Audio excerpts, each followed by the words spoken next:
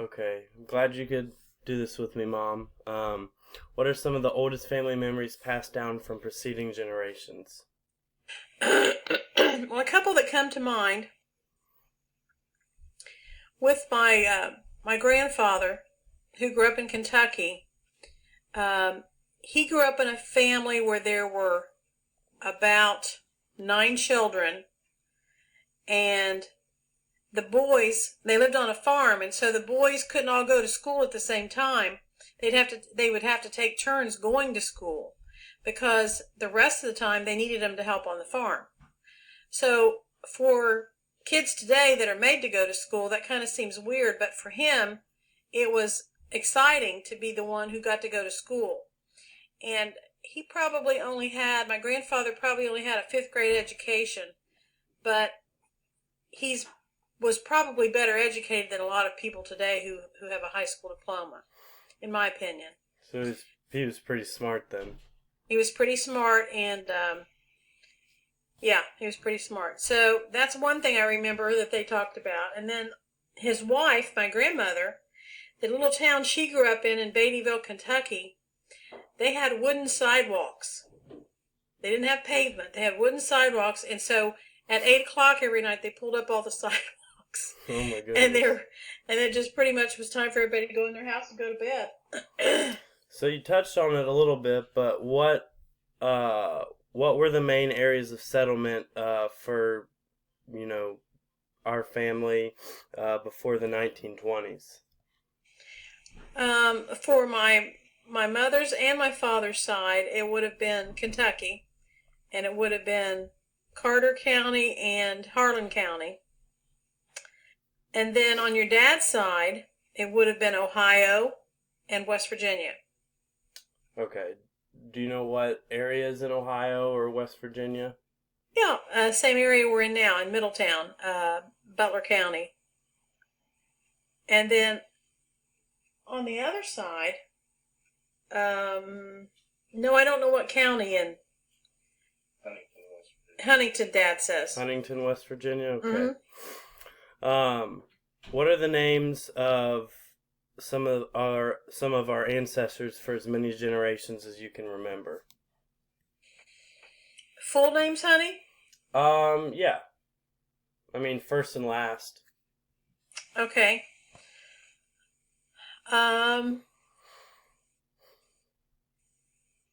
Patty Sue Hopkins, Jerome Hopkins,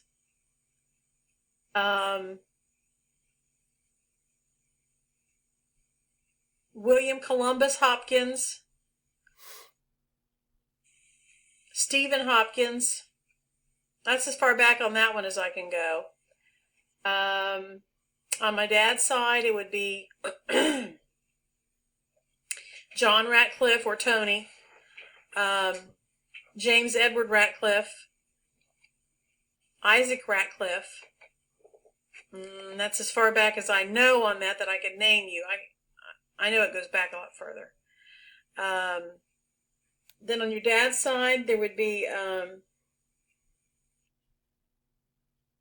James Thomas Dingess, Grover Hilby Dingess, Jr., Grover Hilby Dingess Sr., and the one before that was Melvin Dingess. Mm-hmm. Oh, Milton? Milton, sorry about that. That's right. Okay. What are some family heirlooms that are in the family and where are they kept now? Well, nothing really expensive, just mostly sentimental value, but we have lots of pictures. We have lots of old pictures, photographs, I should say. Some of them I have myself, other ones I have access to on the internet and through Ancestry. One of the things that I think are family treasures are some paintings that were done by my dad's sister-in-law. Her name was Martha. She was married to my dad's brother Pete. She did not start painting until she was in her 50s, and she was very talented, and I have several of her paintings myself. Okay. What types of churches were our family going to in the past, if they did? Well, let's see. Um, on my dad's side, he grew up Presbyterian.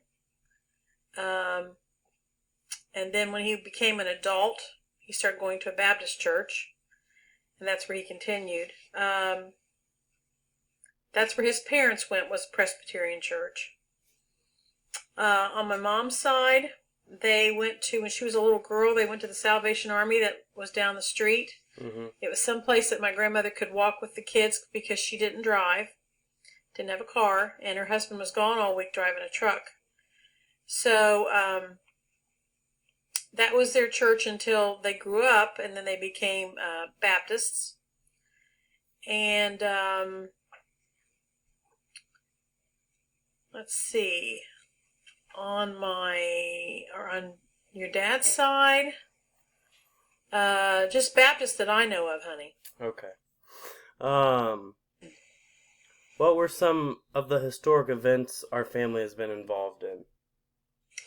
Well, some of the things I found on Ancestry is the Civil War. We have a lot of ancestors that fought and died in the Civil War. There are several that I've traced back to the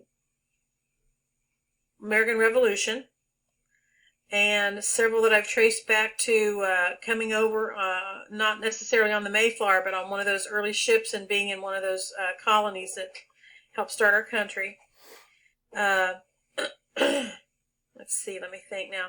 Also, we have World War I veterans. We have World War II veterans in our family. And some Vietnam veterans. As far as historical events, I think we have a real significant one. On your dad's side, one of his lines can be traced back to Henry VIII in England. And he was a pretty notable fellow. He was mostly known for killing his wives, but he was a very colorful person. And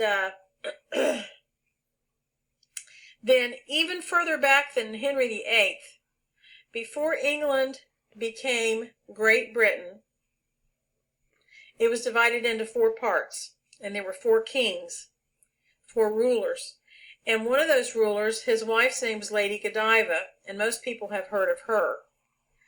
And that's a pretty interesting story if you want me to tell that. I'm not sure if we have time, but Okay. Let me get into the next question. All right. What were family traditions in our family that were either followed or broken from past generations? Well, I'm kind of at a loss with that because my mother was not a big traditional person for holidays.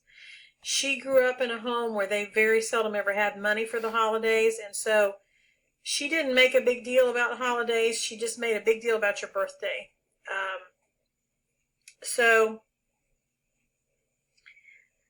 In our immediate family, one of our traditions has always been to go out to West Middletown, outside of Middletown, and go to an aunt's house. And this tradition started because a few years before, or the year your dad and I got married, both of his parents died. And so there was very much a need for these siblings to gather together on the holidays. Mm-hmm. They couldn't go to their mom and dad's anymore, but they could be together at the sister's house. Okay. What legacy did your parents leave for you to sort of try to achieve, or legacies, would you say? That is way too broad to cover. Well, are there a couple that come to mind? Yeah.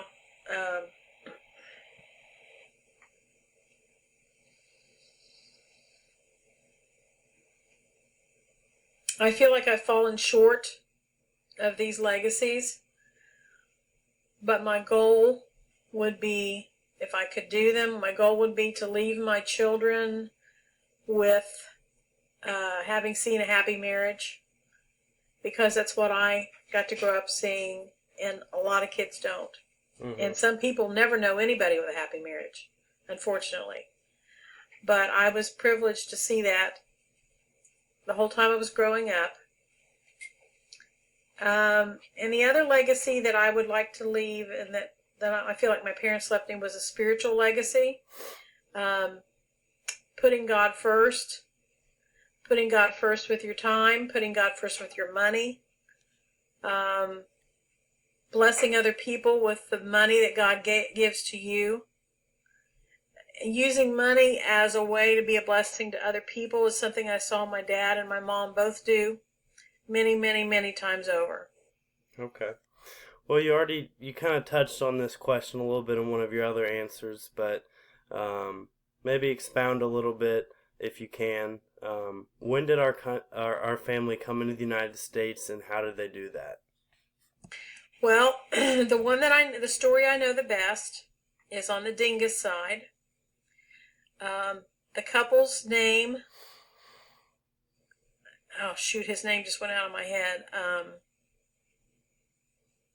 Peter. Mr. and Mrs. Peter Dingess. They came from Germany, but they had to, part of the arrangement was for them to stay in Holland for a year before they came on to America. So that's what they did. They had 2 children, a boy and a girl. And on the way over from Holland to America, both Mr. and Mrs. Dingess died. There was an epidemic on the ship. A lot of people died, and the only 2 people that were left in that little family were the son and daughter. And I can't even imagine how scared they must have been to go to a new country and not know the language and not know the customs and not know anybody. But one of them, the boy was taken in. Well, I'll say this. The girl was taken in by a family who gave her room and board and everything, but she became like a maid to them in their house. And the records of her were kind of lost, so we don't know if she died young or what happened. But the boy was taken in by somebody who gave him an apprenticeship and taught him his trade. And when he turned 18 and was finished, the gift that the family gave him, which he treasured, was a Bible. And they had inscribed it on the inside. And he went on to do very well. I can't remember his exact occupation, but his son became a doctor, and his grandson became a doctor. And they were part of the founding of Dingess, West Virginia. Okay. This is the last question. What were some of the older sayings that our family passed down to you? Are there any that come to mind? Yeah, let's see. One time when my grandmother was not sure who was in charge and felt like she wasn't, she said, "Who's racking this possum?" And let's see, I'm trying to think of some of her other sayings. This might be something that I should have spent time thinking of ahead of time, honey. Dad, how about some family sayings from your dad or somebody? Shave my head and call me Baldy. Shave my head and call me Baldy. Hold her, Nuke. She's headed for the barn. Hold her, Newt. She's headed for the barn. Well, those are definitely some good ones. I want to thank you for your time, Mom.